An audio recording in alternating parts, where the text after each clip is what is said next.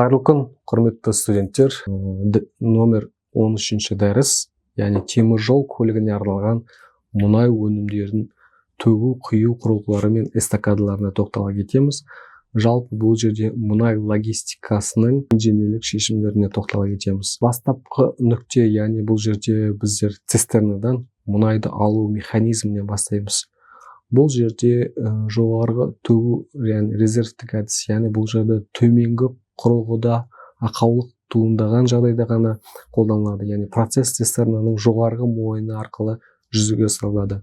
Жалпы суретте жақсы көрсетілген жаңа төменгі төгу негізгі әдіс. Яғни мұнай өнімдерін төгу әдетте цистернаның астында орналасқан арнайы төменгі құрылғы арқылы жүзеге асырылып, бұл стандартты және ең тиімді тәсіл болып саналады.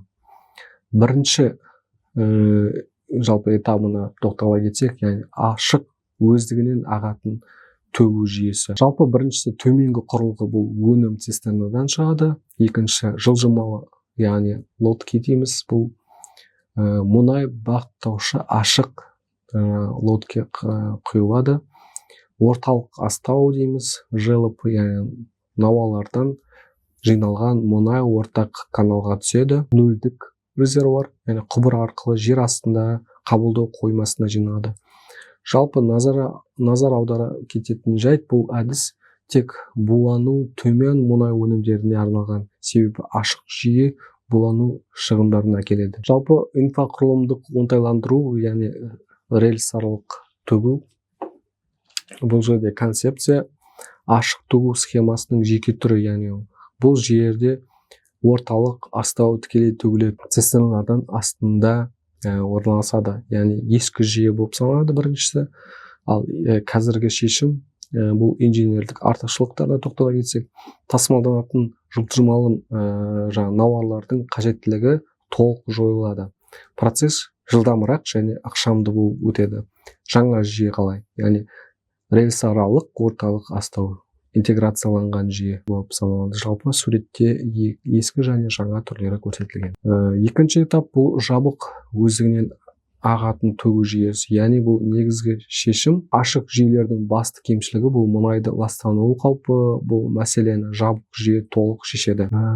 Нәтижесі бұл булану шығындары өте төмен, сондықтан бұл схема бензин сияқты тез буланатын өнімдер үшін де қауіпсіз қолданыла береді. Жалпы технологиялық диагностикалық салыстырма айта кетсек, бұл жерде жалпы критерийлері құрылымдық элемент, ластану қаупі, булану шығындары, қолдану аясына тоқталайсың.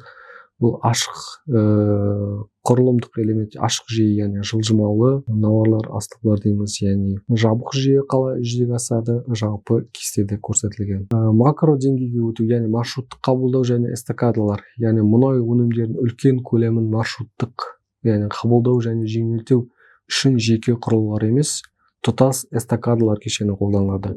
Яғни бұл жерде темір жол полотносының бойымен орналасқан құрылғылар тізбегі, яғни барлығын біріктіретін ортақ құбыр коллекторлар, яғни персоналдың қауіпсіз қозғалуына арналған біртұтас жұмыс алаңы болып саналады. Эстакаданың техникалық және габариттері қандай?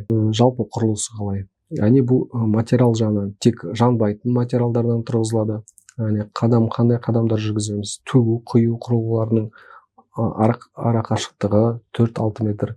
Биіктігі, яғни рельстен бастап есептегенде пайдалану алаңдары 3,5 метр биіктікте орналасады. Өткен ені, яғни өткел ені галереяда проход ені кемінде 1 метрден болу керек. Кіру жолдары, яғни көтерілу баспалдақтан әдетте шеткі торстардан орналасады. Жылжымалы көпірлер, яғни персоналдың цистерна қазанына өтуіне арналған жиналмалы механизмдер. Эстакадалардың конфигурациялық жіктелуі, жалпы мақсат бойынша бұл тек құюға арналған, тек төгуге арналған, аралас екі операция. Маршрут саны бойынша, жалпы өнім түрі бойынша, орындалу бойынша жүргізіледі. Қорғаныс стандарттары, жалпы шатырлы эстакадалар қашан қажет? Яғни бұл жерде міндетті талап, бұл навес немесе шатырлар келесі өнімдерді құю эстакадаларына міндетті түрде орналасуы тиіс. Бұл авиациялық, жоғарыда айтып өткендей, реактивті қозғалтқыш отындары, авиациялық бензиндерді құйған кезде біздер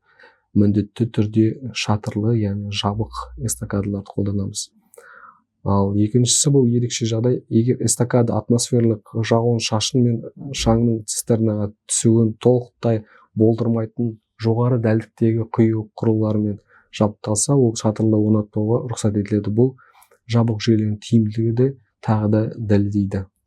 Жалпы бүгінгі дәрістің қысқаша шолуы осындай. Назарларыңызға рахмет.